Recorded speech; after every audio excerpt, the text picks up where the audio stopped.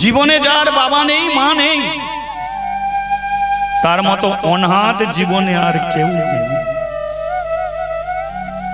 মেয়েরা বিয়ের পরে ঘন ঘন বাপের বাড়িতে যেতে ভালোবাসে। নতুন বিয়ে হয়ে যাওয়ার পরে একটু বাপের বাড়ি বলে এসে, বাপের বাড়ি বলে এসে। বাপের বাড়ি বাম্মা মরে গেলে বলো তো আর বাপের বাড়ি যাবার ইচ্ছা করে কি?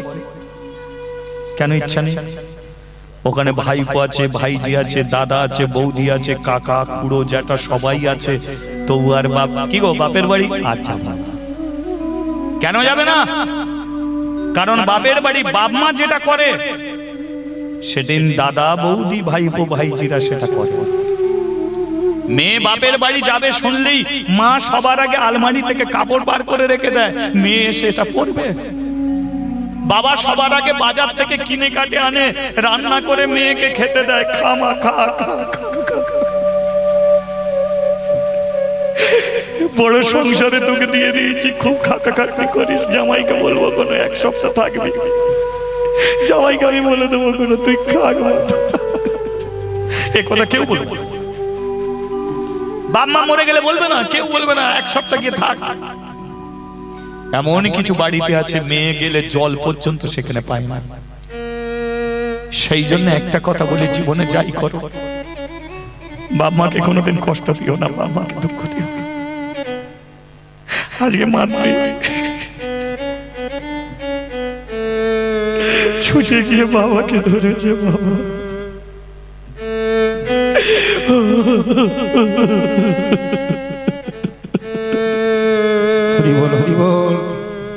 বাচ্চা মেয়ে তো মায়ের ভালোবাসাটা পেলুনি, বাবার ভালোবাসাও পেলুনি, গড়াগড়ি খাচ্ছে শিবের চরণ তলে।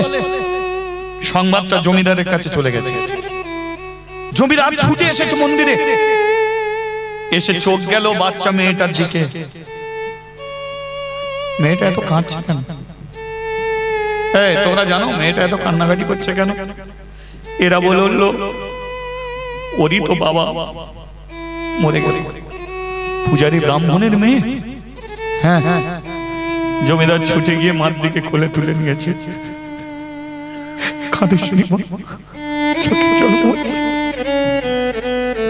কর্মময় জগতে কর্ম শেষ হলেই চলে যেতে হবে। তোর মায়ের কর্ম শেষ চলে গেছে, তোর বাবার কর্ম শেষ চলে গেছে, কি করবি? হাই আজ থেকে আমি তোর বাবা। ভগবান আমাকে কোনো ছেলেও দেয়নি, মেয়েও দেয়নি,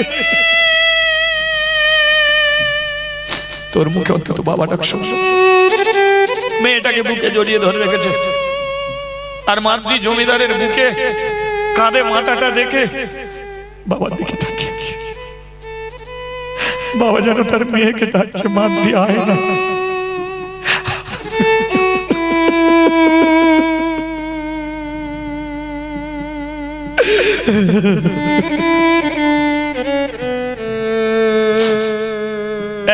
মন্দির থেকে নামিয়ে নাও।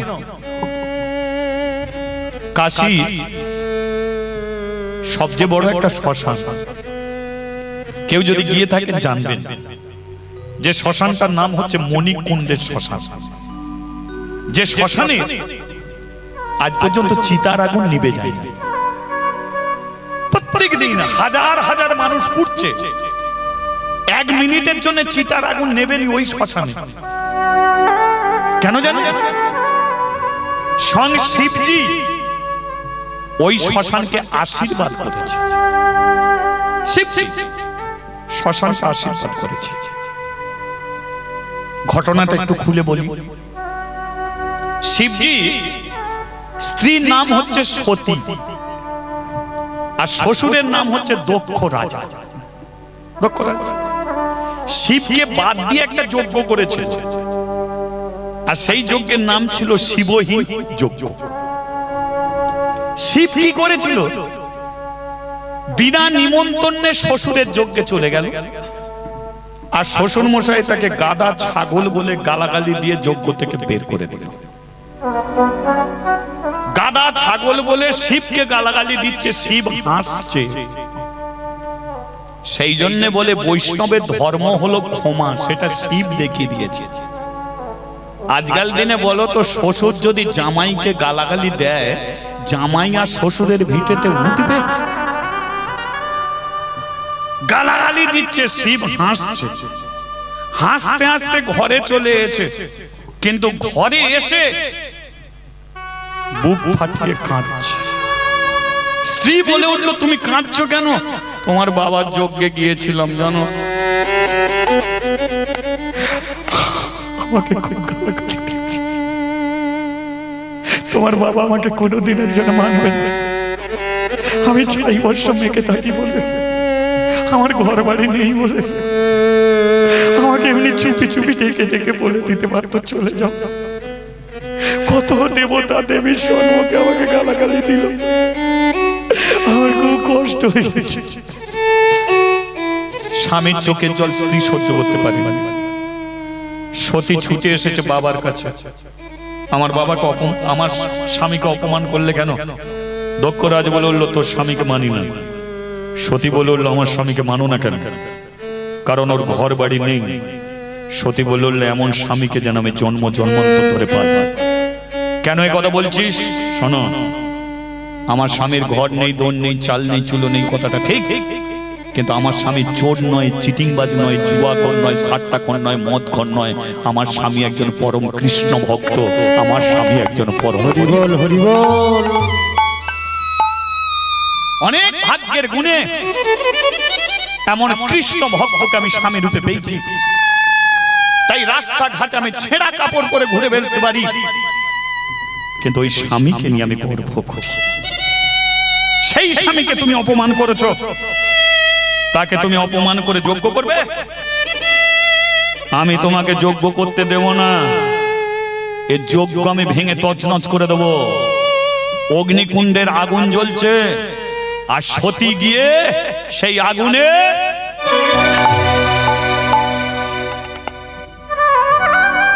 দক্ষরাজের চোখের সামনে জ্বলন্ত আগুনে ঝাঁপ দিয়েছে দক্ষরাজেরই মেয়ে সতী। উঠছে, শিব জানতে পেরে গেল তার স্ত্রী আগুনে ঝাঁপ দিয়েছে। বায়ু যোগে, লক্ষ্য করুন, বায়ু যোগে অগ্নিকুণ্ডে এসেই সতীর শরীরটাকে টেনে তুলে দিয়েছে। পরেরটা আপনারা জানেন, বাড়িতে ছবি আছে দেখবেন, শিব একটা মেয়েকে কাঁধে করে নিয়ে ঘুরছে, আছে তো? এ হলো এই সতী। মরা শরীরকে জড়িয়ে ধরলে কি হবে? পচবে, গলবে, ছাড়া আর কিছু নয়। কিন্তু শিব যখন কাঁধে নিয়ে ঘুরছে, সতীর দেহটা পচে গলে তার মাংস মাটিতে পড়ছে, কিন্তু যে সমস্ত জায়গায় পড়েছে সেই সমস্ত জায়গায় তীর্থস্থান হয়েছে। সতীর দেহ থেকে 51টা তীর্থস্থান ভারতবর্ষের মাটিতে আছে, 51টা তীর্থস্থান। তাই সমগ্র পৃথিবীর মানুষ ভারতবর্ষের মাটিতে আসতে চায়, সমগ্র পৃথিবীর মানুষ এই ভারতের মাটিতে আসতে চায়। কেন জানেন? কারণ পৃথিবীর মানুষ ভারতবর্ষের মাটিতে এলে জানবেন তারা কোনো মায়ের কোলে এসে হাজির হয়েছে। কারণ ভারতবর্ষের মাটিকে কি বলা হয়? ভারত মাতা। আমেরিকার মাটিকে বলে না আমেরিকা মাতা, জাপানের মাটিকে বলে না জাপান মাতা, চাইনার মাটিকে বলে না চাইনার মাতা, কিন্তু ভারতবর্ষের মাটিকে বলা হয় ভারত মাতা। হরিবল হরিবল। এ ভারতবর্ষের মাটিতে যেদিকে তাকাবেন সেদিকেই তীর্থস্থান। যে জায়গায় মাটি আপনি মাথায় নেবেন জানবেন এই জায়গার মাটি কোনো দেবতার চরণ ধুলি পড়েছে তা নয়, কোনো ভগবানের চরণ ধুলি এই মাটিতে পড়ে। হরিবল হরিবল। তদ্রূপ সেই তীর্থস্থান হলো 51টা পীঠ, বাকি অংশটা মণিকুণ্ডের শ্মশানে পোড়ানো হলো। আর শিবজি আশীর্বাদ করলো, যে শ্মশানে আমার স্ত্রীর সদ্গতি হলো, আমি আশীর্বাদ করছি এই শ্মশানে আজ থেকে যাদের শরীরের সদ্গতি হবে তারা যতই পাপী হোক না কেন, তাদের শরীরের সদ্গতি হলে তারা নরক যাবে না, আমার আশীর্বাদে তারা বৈকুণ্ঠ প্রাপ্তি হবে, ভগবানের চরণ তারা। হরিবল হরিবল। তাই আজও পর্যন্ত বহু দূর দূর হতে সেই শ্মশানে সদ্গতি হয়। আর আজকে ওই শ্মশানে পোড়ানো হচ্ছে কাকে? মাদ্রির বাবা। খাঁচা ভিতর অচেনে পাখি, পাখি কেমনে আসে। তাই গৌরে ভিতর অচিন পাখি কেমনে আসে যায়। এই যে পূজারী ব্রাহ্মণের পাখি চলে গেল, তৈরি থাকুন। আপনার পাখি কোন দিন যাবে আপনি নিজেও জানেন। ধরতে পারলে মন বেড়ি, ধরতে পারলে মন বেড়ি, আমি পিতা পাখির পায় কেমনে আসে যায়। ও মন খাঁচার ভিতরে অচিন পাখি কেমনে আসে যায়। ও মন খাঁচার ভিতর অচিন পাখি কেমনে আসে যায়। মন তুই রইলি তোর ওই খাঁচারি আসে, খাঁচারে তো কাঁচা বাসে। ও মন তুই রইলি খাঁচা রয়াসে, খাঁচা যেত কাঁচা বাসে। আমাদের একদিন খাঁচা ভাইরে যাবে খসে, একদিন খাঁচা যাবে খুশি। ও যে লালো ভেবে কয় কেমনে আসে যায়। সে খাঁচার ভিতর অচিন পাখি, পাখি কেমনি আসে যায়। রামচন্দ্রের পোষা পাখি। শুনুন, ওগে সীতারানী ছিল লঙ্কা রাজা রাবণ তার, সে পাখি হরণ করে নিল। আমাদের আছে পোষা পাখি,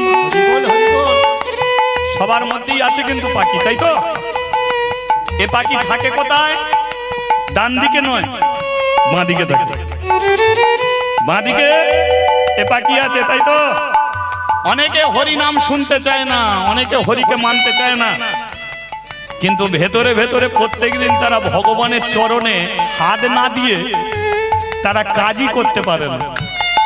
সেটা কেমন বলুন? ছেলেদের জামার পকেট কোন দিকে হয়? ডান দিকে হয় না বাঁ দিকে হয়? বাঁ দিকে, তাই তো? বাঁ দিকে আছে ভগবান।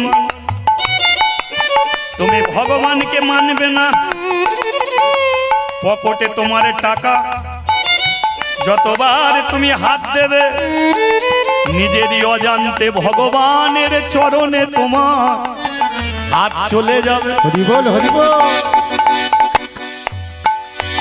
তাই আমাদের আছে পোষা পাখি, কারো ময়না, কারো চন্দনা, কারো বুলবুল, কারো টিয়া। এ পাখি আমাদের নিজের তো নয় গো, তাই পাখি তো ধরা থাকে না। পাখির যখন সময় হয়ে যায় সে তো কারো কথা শোনে না। একদিন আমাদের পাখি চলে যাবে কোন অজানার দেশে। যেদিন পাখি তোমারে চলে যাবে সেদিন কি আর হরি নাম তোমার আর হবে? তাই হরিবাসরে বসে না হাই তুলে না ঘুমিয়ে যতক্ষণ পারবে তুমি হাতে তালি দিয়ে পাখিকে নাম শোনাও না। যাবে কি শোনাবে নিজের পাখিকে? চলো সবাই মিলে কি হরে কৃষ্ণ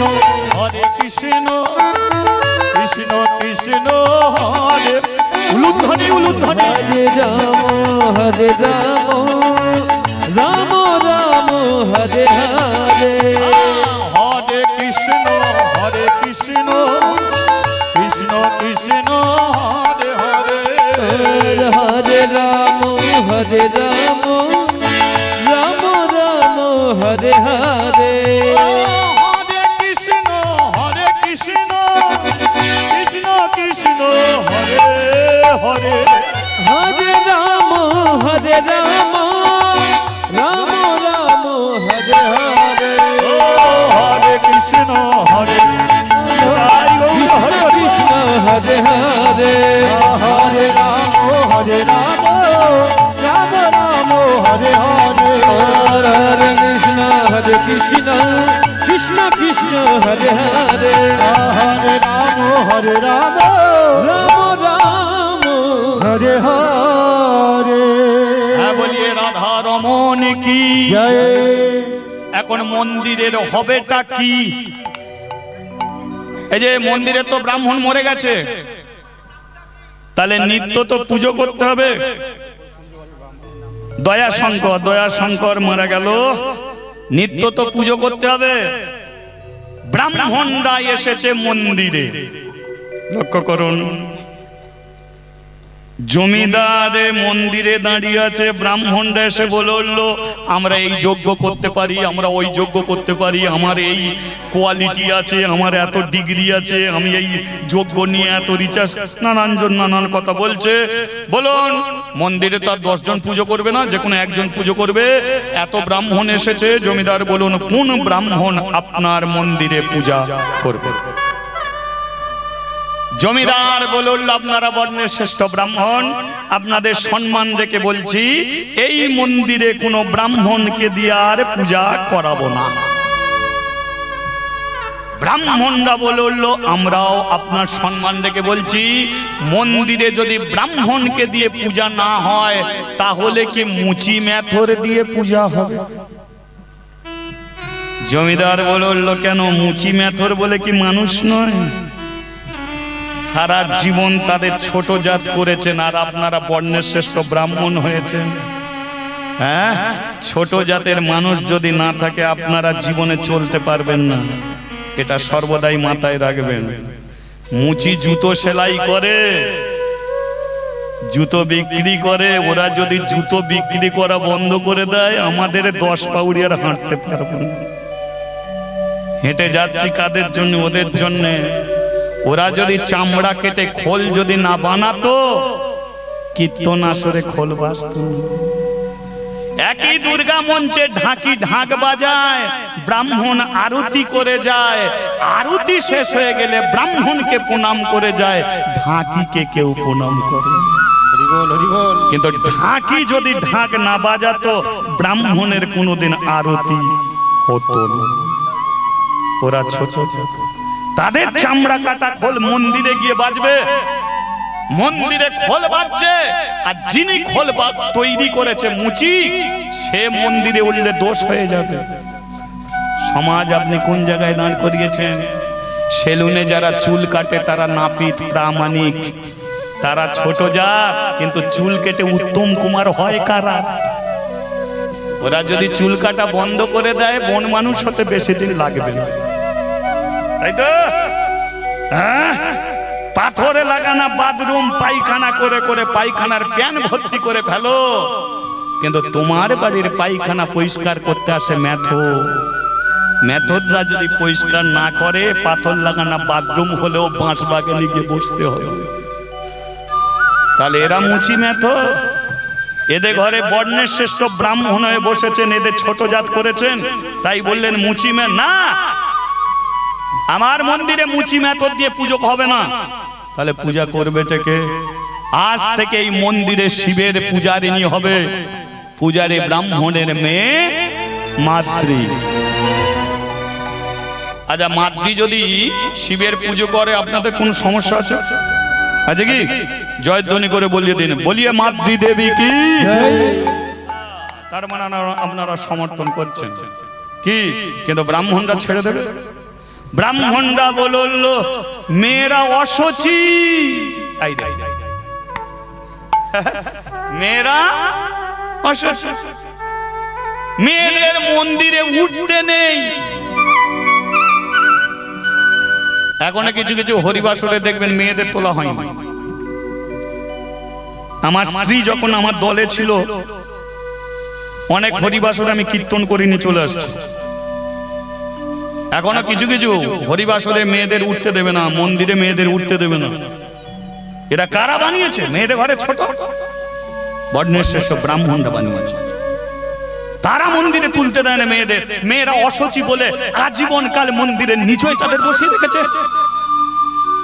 কিন্তু আপনারা জানেন মেয়েরাই হলো সবচেয়ে সূচি। এটা আমার কথা, আপনি মিলিয়ে নেবেন তো? মিলিয়ে নিন। আমি যেটা বলে দিচ্ছি আপনি মেলান। সত্য যুগে নারায়ণের স্ত্রীকে লক্ষ্মী, নারায়ণের স্ত্রী লক্ষ্মী সরকার থেকে গণনা করতে যদি আসে আপনার বাড়িতে, যদি বলে আপনার বাড়িতে কে কে আছে, কোন স্ত্রী আগে কি তার নাম বলে? আগে কার নাম বলবে? শ্বশুর, শাশুড়ি, তারপর স্বামী, তারপর তার নাম। ঠিক আছে? তাহলে আগে স্বামীর নাম, তারপরে স্ত্রীর নাম। তাহলে নারায়ণের স্ত্রী হলো লক্ষ্মী। আপনারা কি বলেন বলুন? নারায়ণ লক্ষ্মী বলেন না লক্ষ্মী নারায়ণ বলেন? কেন?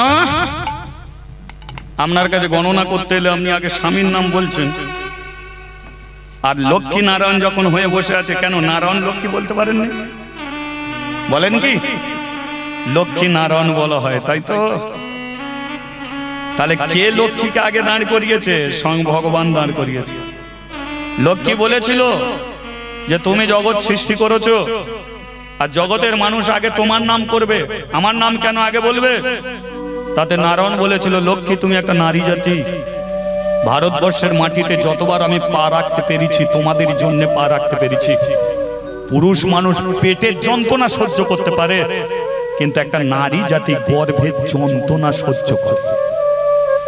বুদ্ধ, গৌর, কৃষ্ণ, যিশু, যত মহাপুরুষ আছে আগে মায়ের পেটে আসতে হয়েছে, তারপরে ভারতবর্ষের মাটিতে পা রাখতে পেরেছে। আমি নারায়ণ জগতের শ্রেষ্ঠ, কিন্তু তোমার মতো মেয়ের আমাকে পেটে ধরেছিল বলি তাই ভারতবর্ষের মাটিতে এসে আমি এত কিছু করতে পেরেছি। যদি তোমরা পেটে যদি না ধরতে, তাহলে এই মাটিতে আমার পা রাখা হতো না। তাই তোমরা থাকবে আগে, আমরা থাকবো পরে। তাই লক্ষ্মী নারায়ণ। তেতা যুগে কি বলা হয়? রাম সীতা নয়, বলা হয় সীতা রাম। দাপর যুগে তো আপনারা জানেন কৃষ্ণ রাধা বলে, তো জানেন? বলে বললাম নাকি? রাধা কৃষ্ণ। তাহলে দাপর যুগে কি আগে আগে আছে? রাধা। আর এরা বলে বললো মেয়েদের উঠতে নেই। এই যে আপনারা যে পুজো করেন, মন্দিরে যে পুজো করেন, কোনোদিন মন্দিরে দেখেছেন যা কিছু আছে সব মেয়েদের নামে আছে? মন্দিরে পূজা হয় তো বলুন, পূজা কাদের নাম হয়? মেয়েদের তো। মন্দিরে সন্ধ্যা দেয়া হয় তো সন্ধ্যা কাদের নাম হয়? মন্দিরে অঞ্জলি দেয়া হয় তো অঞ্জলি কাদের নাম হয়? মন্দিরে আরতি করা হয় তো আরতি কাদের নাম? মন্দিরে সাধনা করা হয় তো সাধনা কাদের নাম? মন্দিরে বন্দনা করা হয়, বন্দনা কাদের নাম? কি? তাহলে যা কিছু সব মেয়েদের নামে আছে। ছেলেদের নামে ঘন্টা ছাড়া আর কিচ্ছু নেই। তাও বাইরে ঝোলা না থাকে, তাও বাইরে ঝোলা না থাকে, ঢং ঢং করে নেড়ে দিয়ে তবে মন্দিরে ঢুকতে। ভারতবর্ষের মাটিতে যত নদী আছে, যত নদী আছে বলুন তো, গঙ্গা, যমুনা, সরস্বতী, নর্মদা, কাবেরী, তিস্তা, কালিন্দী, কৃষ্ণা, যমুনা, যা কিছু আছে সব তো মেয়েদের নদী।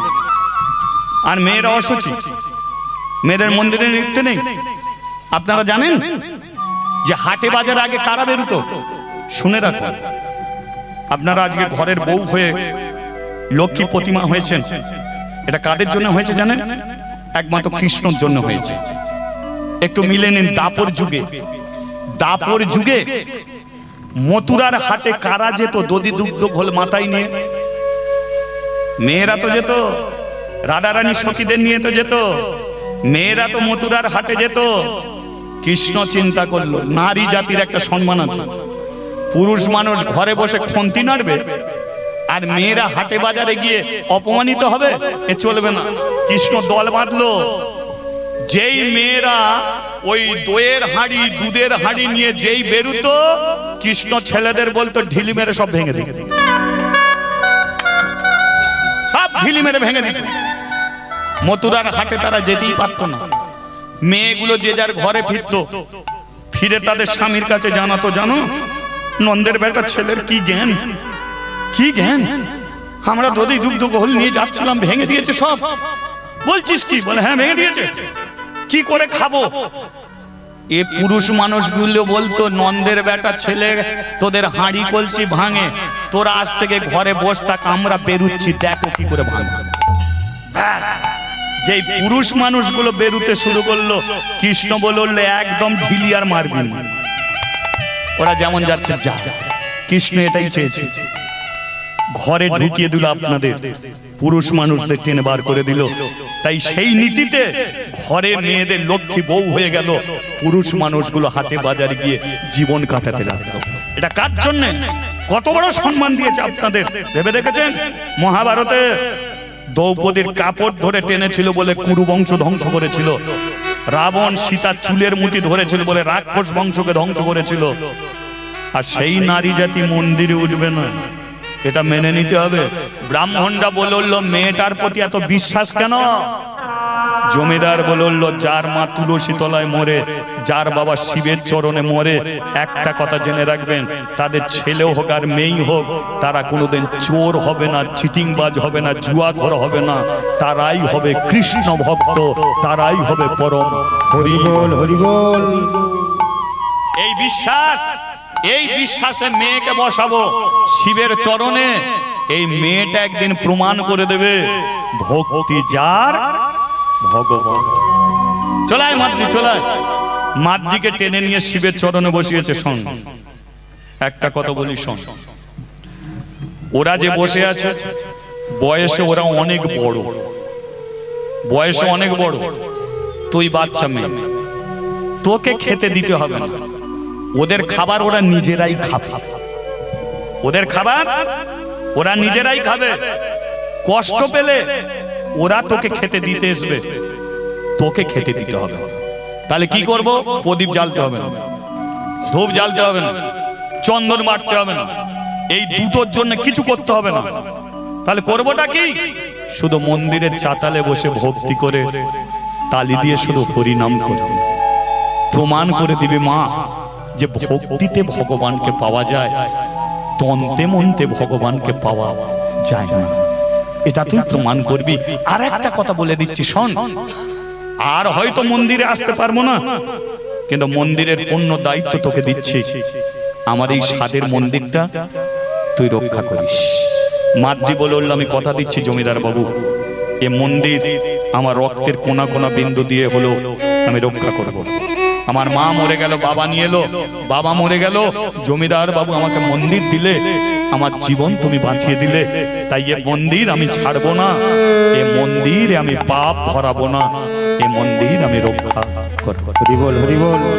বলিয়ে মাতৃ দেবী কি জয়। তাহলে মাতৃর ঠাঁই হলো কোথা মা? মন্দিরে। কৃষ্ণ কৃষ্ণ বলে মুখে গো, কৃষ্ণ কৃষ্ণ বলে মুখে, কৃষ্ণ কৃষ্ণ বলে মুখে গো, কৃষ্ণ কৃষ্ণ বলে মুখে। শিবের চরণে প্রদীপও জ্বলে না, ধূপও জ্বলে না, শুধু চাতালে বসে।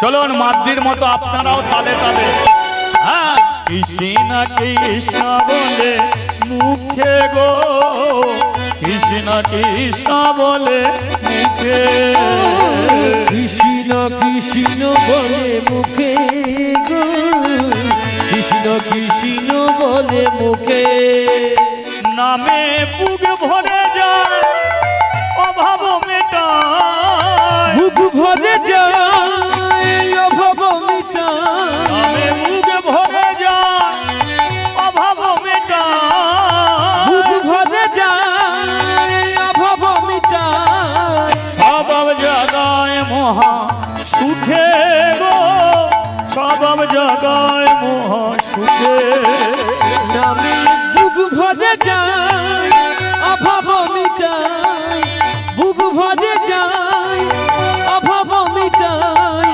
স্বভাব জাগায় মহা সুখে গো স্বভাব জাগায় মহা সুখে এই যে মাদ্রি মন্দির পেল বলে মন্দিরেই যে থাকবে এর কোনো মানে নেই লীলাটা জানতে হবে ভক্তিতে আসতে আপনারা বসুন বসুন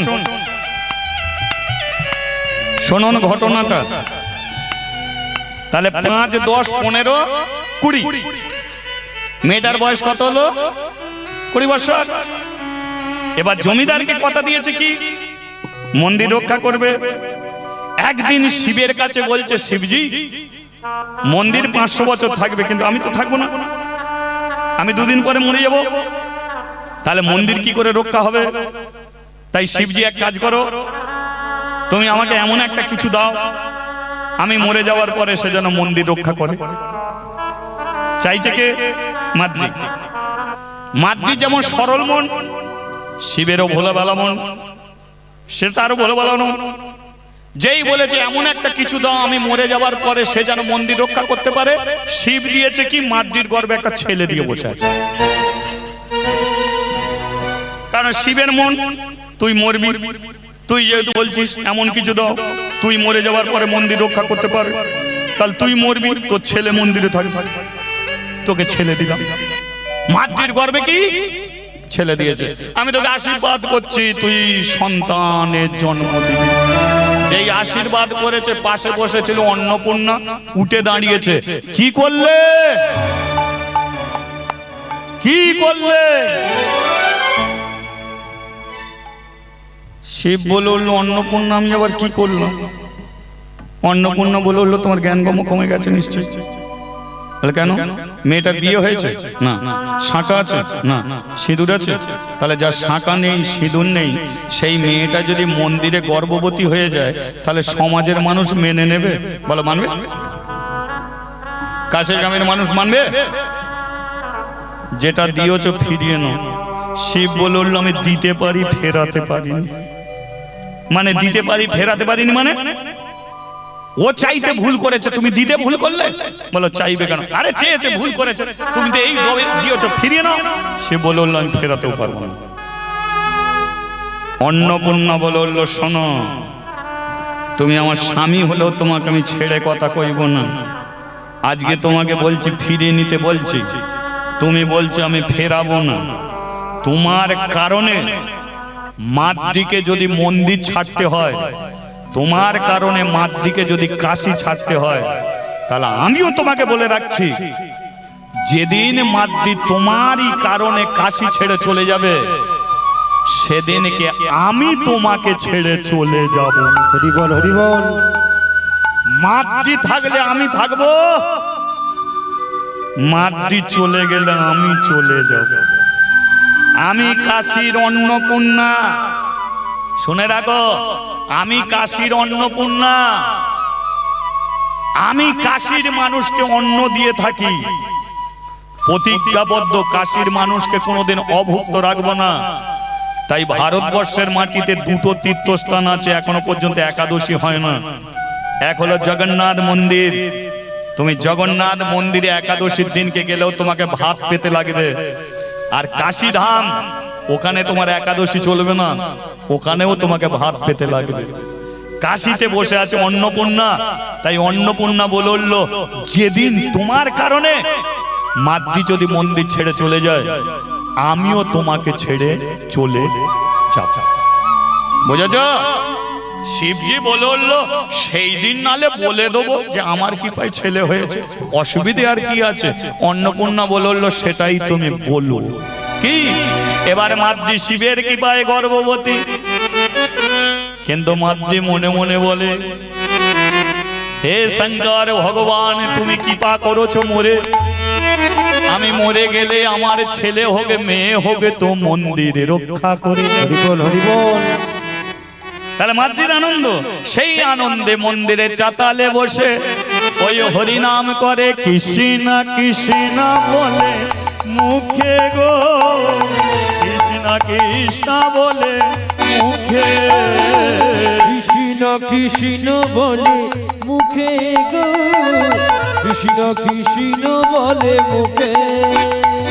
ও হরিদিন বন্ধু জগতের বন্ধু, হরিদিন বন্ধু জগতের বন্ধু, ও হরিদিন বন্ধু জগতের বন্ধু, হরিদিন বন্ধু জগতের বন্ধু।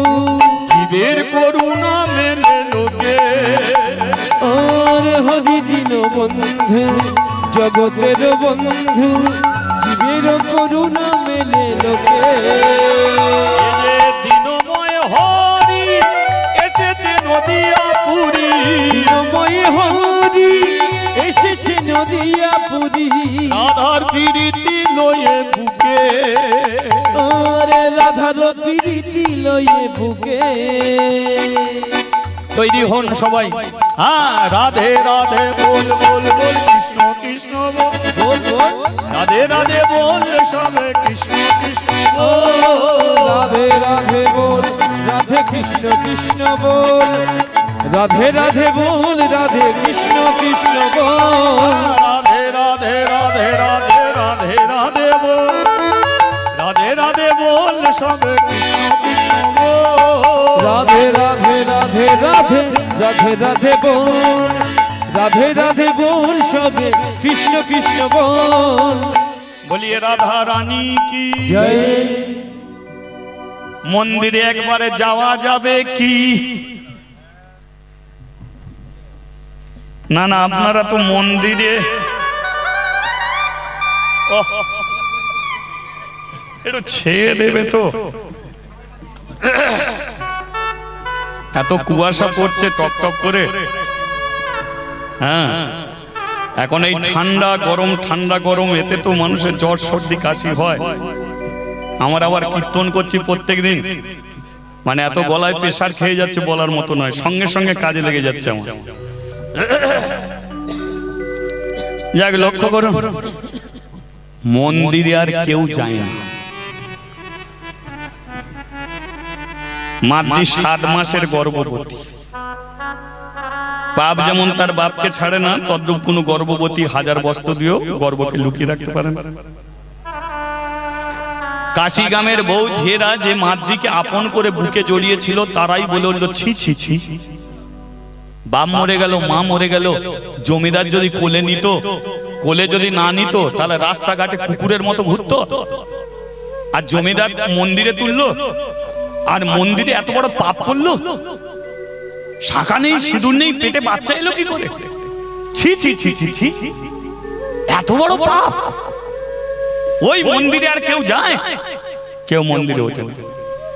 কানাকানি কানাকানি কানাকানি হতে হতে হতে হতে ব্রাহ্মণদের কানে চলে গেছে। কি বলছিস? বলে হ্যাঁ মন্দিরে এমন একটা হয়েছে। ব্রাহ্মণরা বলে উঠলো সেই জমিদারের মন্দির, আমরা মন্দিরে উঠতে চেয়েছিলাম, আমাদের ঘরে নামিয়ে দিল, বললো মেয়ে ছেলেটা পুজো করবে, আমাদের মন্ত্র শক্তি নেই, ওর ভক্তির শক্তি, তোরা যেটা বলছিস এটা সত্যি? আস্তে কথা নয়, হ্যাঁ তোরা যেটা বলছিস এটা সত্যি? সত্যি। ব্রাহ্মণরা আড়ে আড়ে দেখে গেল মাদ্রিকে, হ্যাঁ প্রমাণ সত্যি। দল বেঁধে চলে গেছে জমিদারের কাছে, এই যে জমিদার বাবু, আমরা বর্ণের শ্রেষ্ঠ ব্রাহ্মণ, আমাদের এত বড় অপমান, যে মেয়েটাকে মন্দিরে বসালেন, চলুন গিয়ে মন্দিরে দেখবেন। জমিদারের স্ত্রী বলে উঠল ও মাদ্রির বিরুদ্ধে নালিশ নিয়ে এসেছে। একবার মন্দিরে যাও, জমিদারের বয়স হয়ে গেছে, লাঠির উপরে ভর দিতে দিতে মন্দিরে এসেছে। আর মন্দিরে সিঁড়ির নিচে দাঁড়িয়ে ডেকে উঠেছে, মাদ্রি। যেই ডেকে উঠেছে, জমিদারের কণ্ঠস্বর শুনে মাদ্রি বেরিয়ে এসেছে। আর মাদ্রিকে জমিদার দেখি ব্রাহ্মণরা বলল, ওই আপনার মাদ্রি। দেখেছেন আমরা কেন এসেছি জানেন? দেখবো আপনি কি বিচার করেন। ভারতবর্ষের দিকে দিকে মন্দির, মন্দিরে যদি এমন একটা দুর্ঘটনা ঘটে, মানুষ কোনোদিন মন্দিরে যাবে না, মানুষ কোনোদিন তীর্থস্থানে যাবো না। দেখবো মাদ্রিকে আপনারা কি শাস্তি দেন। কাশিগ্রামের বউ ঝিয়েরা দাঁড়িয়ে আছে, দেখি জমিদার কি শাস্তি দেয়। জমিদার আস্তে আস্তে মন্দিরে উঠেছে, মাদ্রিকে নিয়ে ভেতরে ঢুকেছে, শিবের চরণে বসিয়ে বলল, আমার চোখের দিকে তাকা, তাকা আমার চোখের দিকে। তোর মা মরে গেছে, হ্যাঁ। তোর বাপ মরে গেছে, হ্যাঁ। তোকে আমি বুকে জড়িয়ে ধরেছিলাম, হ্যাঁ। তোকে আমি মন্দির দিয়েছিলাম, হ্যাঁ। তুই কি বলেছিলিস? মন্দিরকে রক্ষা করব। মন্দির রক্ষা করেছিস? করেছি। কি করে করেছিস? এই তো আমার গর্ভের সন্তান। মানে হ্যাঁ জমিদার বাবু, আমি একদিন শিবজিকে বললাম আমি তো দুদিন পরে মরে যাব, কিন্তু জমিদারকে কথা দিলাম মন্দির রক্ষা করব, কিন্তু আমি যদি মরে যাই তাহলে মন্দিরকে রক্ষা করবে। তাই শিবজি কৃপা করে আমাকে একটা সন্তান দিয়েছে। আমি মরে গেলেও কোন দুঃখ নেই, আপনার এই মন্দির রক্ষা পাবে। আমার পেটে কি আছে জানি না, ছেলে থাকুক আর মেয়ে থাকুক, সে মন্দিরেই থাকবে। আপনার মন্দির কি রক্ষা করবে? আচ্ছা, শিব কৃপা করেছে, হ্যাঁ। মেয়েরা শিবের চরণ তলে বসে বলে, এটা দাও, ওটা দাও, সেটা দাও। তুই চেয়েছিলিস সন্তান, হ্যাঁ। তাহলে শিব কৃপা করেছে, হ্যাঁ। ওরে শিব কৃপা করেছে ঠিকই, কিন্তু নারী পুরুষের মিলন না হলে আসে না গর্ভে সন্তান। তাহলে মন্দিরে কোনো পুরুষ মানুষের সঙ্গে তুই মিলন করেছিস, তাই তোর গর্ভের সন্তান। না না, আমি তাই করিনি, তা আমি করিনি। আমি গঙ্গা জলের মতো পবিত্র, নিষ্পাপ ফুলের মতো আমি পবিত্র।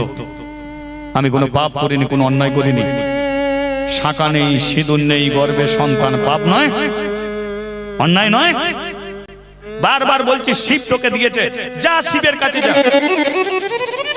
হাজার হাজার ব্রাহ্মণরা এসেছে, কাশিগ্রামের বউ ঝিয়েরা এসেছে, যারা তোকে মাথায় তুলে রাখতো, আজকে তারা কলঙ্কের কালি তোকে দিচ্ছে। ব্রাহ্মণরা এসেছে আমি কি বিচার করব বলে। তোকে বাঁচাতে পারে একমাত্র শিব। তাই শিবের চরণ তলে বসে জানা আসল সত্যিটা শিব যেন সবার কাছে বলে। মাদ্রি ছুটে গেছে শিবের চরণে বসে বলে উঠল, হে শঙ্কর ভগবান, কেউ না জানলে তুমি তো জানো গঙ্গা জলের মতো পবিত্র আমি নিষ্পাপ ফুল। কি পাপ কি অন্যায় তা তো আমি জানি না। আমি এক ভারতবর্ষের এক সন্ন্যাসিনী, আমি জানি না সাধন, জানি না ভজন। আমি শুধু ভক্তি করে তোমার কৃষ্ণের নাম করতে পারি। মন্দিরকে রক্ষা করার জন্য চেয়েছিলাম সন্তান, সেটা তুমি জানো। আজকে হাজার হাজার ব্রাহ্মণ এসেছে আমাকে কলঙ্কের কালি দিতে। আসল সত্যিটা যাও বলে দাও ব্রাহ্মণদের কাছে। শিব চুপটি করে বসে আছে। অন্নপূর্ণা বলল, কি হলো?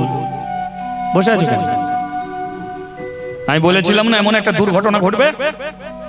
আমি বলেছিলাম এমন একটা দুর্ঘটনা ঘটবে। সেদিনকে তুমি বলেছিলে যে মাদ্রির বিরুদ্ধে কেউ যদি নালিশ নিয়ে আসে তাহলে তুমি তাদের বিরুদ্ধে গিয়ে দাঁড়াবে। আর এখন ছোট জগন্নাথের মতো বসে আছো। সমাজের চোখে মাদ্রি কলঙ্কিত হয়ে যাচ্ছে, পুলোটা অসতী হয়ে যাচ্ছে।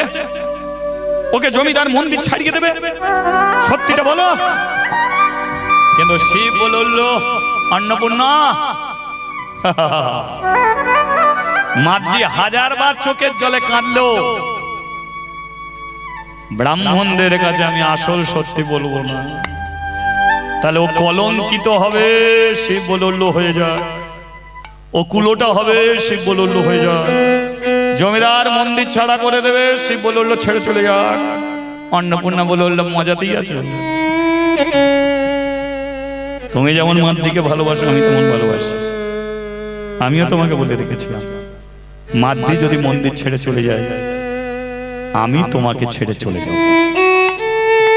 শিব বলল চলে যাও, আমার কাউকে দরকার নেই, তুমি আমার স্ত্রী, চলে যাও।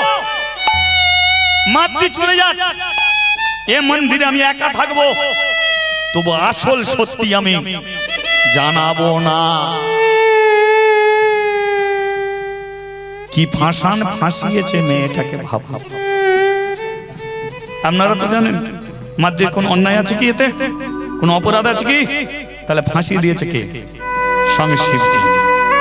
জমিদার বলল রে, মূর্তি রূপে বসে আছে, ওর হাত আছে হাত নড়ে না, চোখ আছে চোখের পাতা পড়ে না, কান আছে কানে শুনতে পায় না, আর ও তোর কথা শুনে তোকে ছেলে দিয়েছে। পাপ করবি তুই, দোষ দিবি শিবের নামে। আমার শখের মন্দির, আমার স্ত্রী সোনার জিনিস বিক্রি করে দিয়েছিল মন্দির করার জন্য। এ মন্দির, এখানে আদর খাবার জায়গা নেই, এখানে স্বামী স্ত্রীর মতো মিলন করে পেটে বাচ্চা ধরার জায়গা নেই। তুই যা পাপ করেছিস, হাজার হাজার গঙ্গা জল ধুলেও এ পাপ যাবে না। সাদের মন্দিরকে তুই ভেঙে তছনছ করে দিয়েছিস, তাই সূর্য ডুবতে এখনো বাকি। তাই আমি বিচার করে দিলাম তোকে শাস্তি। সূর্য ডোবার আগে কাশি ছেড়ে, মন্দির ছেড়ে চিরতরে তুই চলে যাবি। কাশীর মানুষের কাছে কোনদিনের জন্য তুই আর মুখ দেখাবি না। পারিস তো গঙ্গার জলে ডুবে মরিস। মা ভালো তো ছেলে ভালো, মা খারাপ তো ছেলে খারাপ। তুই খারাপ, তোর পেটের ছেলেটা হবে খারাপ। তুই আজকে মন্দিরে মিলন করে পেটে বাচ্চা ধরলি, তোর ছেলে হোক বা মেয়ে হোক তোরই মতো ঘটনা ঘটাবে আর একটা মন্দিরে, সে সুযোগ আর আমি দেব না। পারিস তো গঙ্গার জলে কলসি বেঁধে ডুবে। কোন দিকে যাই, কার কাছে যাই, কারে বা জানাই মনের বেদনা।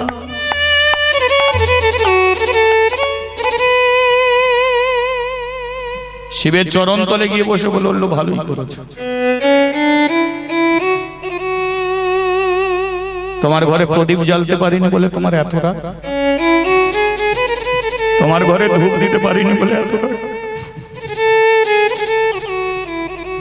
তুই আগে ছেলে না দিতে পারতে, তুই আগে মন্দির ছাড়া করে দিলি। তুই জানো আমার মা নেই, বাবা নেই, আমার যাওয়ার কোনো রাস্তা,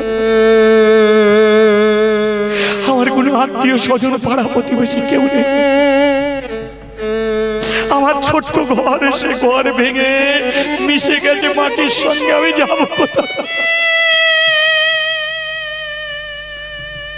তুমি আমাকে ভিখারি করে দিলে। অনাথ ছিলাম না আমি, তুমি করে দিলে আমাকে অনাথ। চলে যাচ্ছি, কোনো দিনের জন্য আর কার সাথে আমি ফিরবো না। তুই তো মা অন্নপূর্ণা, তুই তো একটা মেয়ে, আমি তো একটা মেয়ে। পারতিস তো তোর স্বামীকে বলতে, তুই একটা মেয়ে হয়ে তুইও পারলিনি আমাকে বাঁচাতে। বল আমাকে বাঁচাতে পারতিস?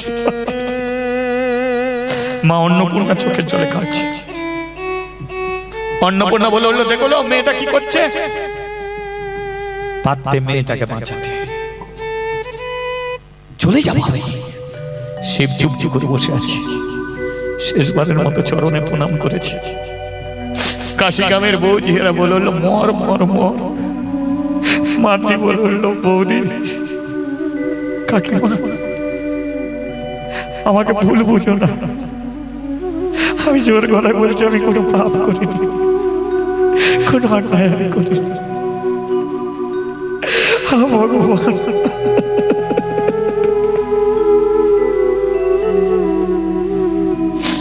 রাস্তায় বেরিয়েছে, নির্দিষ্ট কোনো তার ঠিকানা নেই, একাই পথ চলেছে। কি পাম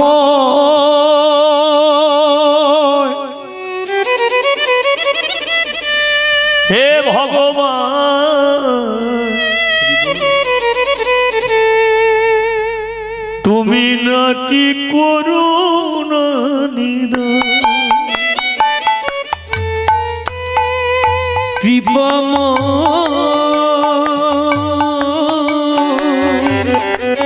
হে ভগবান, তুমি নাকি করুণা নিদান,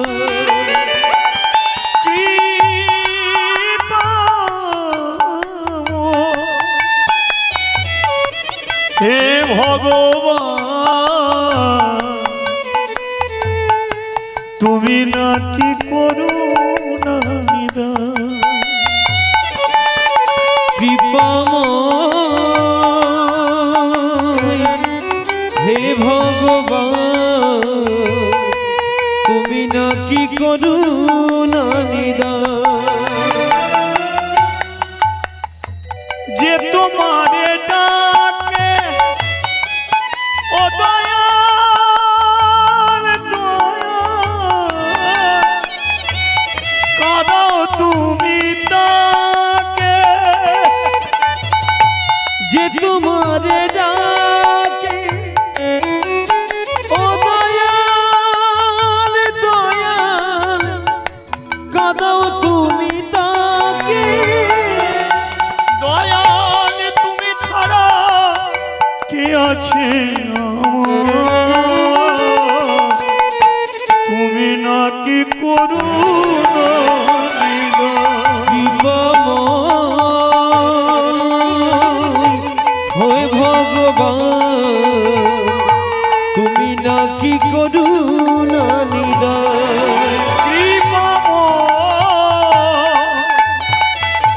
হে ভগবান, তুমি নাকি করুণা নিদান, হে ভগবান, তুমি নাকি করুণা নিদান। আমি লীলা শুরু করেছিলাম কি, যে ভক্তিতে ভগবান পাওয়া যায়, তাই তো? আমি বলেছিলাম হাতে তালি দিয়ে হরিনাম করলেও ভগবানকে পাওয়া যায়, কিন্তু এখন মনে হচ্ছে তালি দিয়ে আর হরিনাম করলে ভগবানকে পাবো, ভক্তিতে আর ভগবান আসবে বলে মনে হয়। আমি তো মেয়েটাকে দিয়ে প্রমাণ করতে চেয়েছিলাম, কিন্তু মেয়েটাই তো কাশি ছাড়া হয়ে গেছে। এই মাধ্যমেই প্রমাণ করে দেবে তালি দিয়ে হরিনাম করলেই ভগবানকে পাওয়া যায়। আর এটাকে জানতে গেলে আপনাদের আর একটু শুনতে হবে, শুনবেন না বন্ধ করে দেবো, কোনটা করবো বলবো।